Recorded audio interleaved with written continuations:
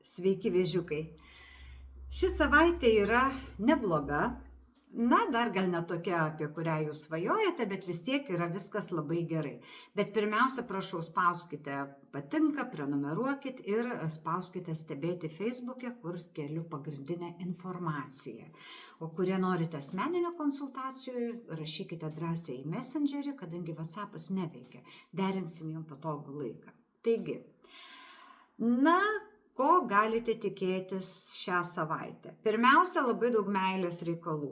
Ir tai meilė gali būti ir šilti santykiai su giminė tolimesnė, su tetom, dėdėm, tėveliais, krikšto tėvais, kaimynais netgi, draugais, kurie yra kaip broliai ir seseris. Reiškia, tai yra artimumo savaitė. Kai matyt ateis poreikis kažkoks, tai sukils noras pasimatyti, gal su senais matytais draugais, senai matytais draugais, artimaisiais. Ir biškutį pabendrauti, gal arbatos išgerti, gal kažkokio, pyragą suvalgyti obuolinį. Ir visa tai, kas daro žmonės, sušildo, sukuria artumo jausmą. Taip pat šilti santykiai turėtų būti ir šeimoje. Ir, gali būti taip, kad pas vėžiukus šeima susirinks biškį anksčiau, ypatingai jeigu jie yra išsiskraidę, išsivažinėję po pasaulį, tai pas jūs gali būti taip, kad visi pradės būriuotis jau anksčiau, jau šią savaitę, nuo 8 gruodžio, galite sulaukti mielų svečių arba artimųjų. Taigi, teisingai, dargi galit sulaukti ir netikėtų svečių. Kažkas paskambins gal pirmadienį ir sakys, labas, atvažiuoju šią savaitę, porai savaičių ar kalėdom. Taigi irgi pradžiugins jūs kažkokią tai maloni žinia. Tai vat yra smagu. Dabar aktyvumas didelis jūsų pakankamai šią savaitę. Tingėti nesinorės. Ir nesakysite, kad tingiu, gal rytoj kažką nuveiksiu.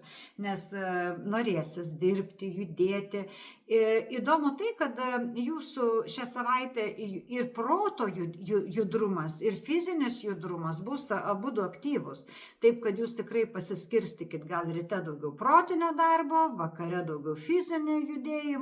Kad, kažkaip tai, nes norėsis viską daryti čia ir dabar, ir vienu metu.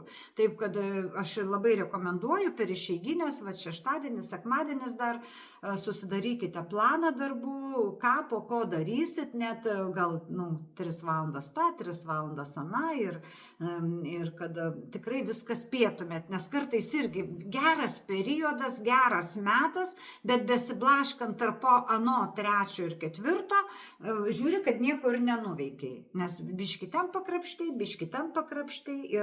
ir konkrečiai jokių darbų nėra nuveikta.